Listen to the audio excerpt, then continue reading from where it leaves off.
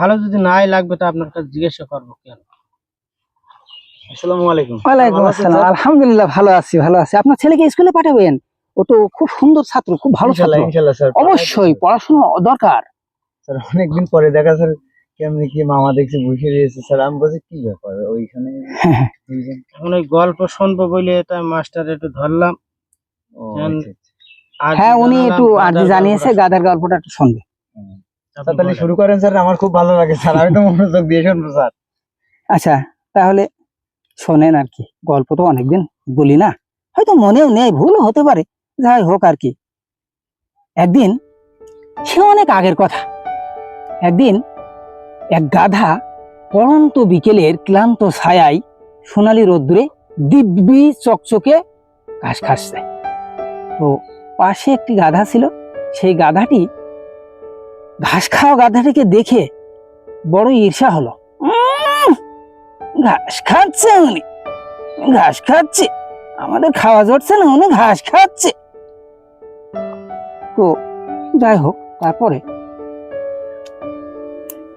একটু পরে দেখা গেল যে তার মনিব আসলো, এসে মস্ত বড় এক কাঠের বোঝা তার পিঠে দিল।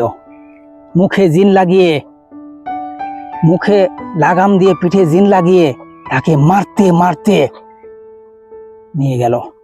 কিন্তু যে গাধাটি তার ঈর্ষা করেছিল, সে ভাবলো, আরে আমি তো বড়ই মূর্খ, আমি তো ঈর্ষা করে ওকে ভুল করেছি, ও তো আমার থেকে অসহায়। না না না না, ঠিক না, আমার এইগুলো আসলে ঠিক না।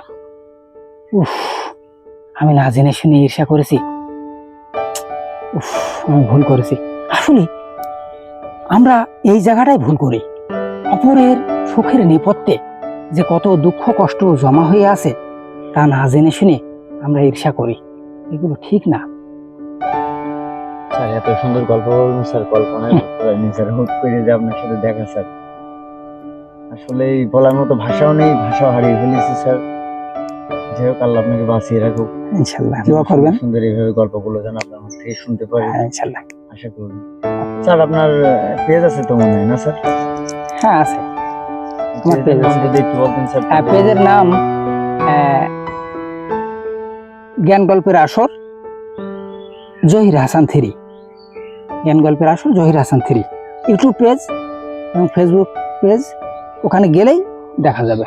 থ্যাংক ইউ স্যার, অসংখ্য ধন্যবাদ।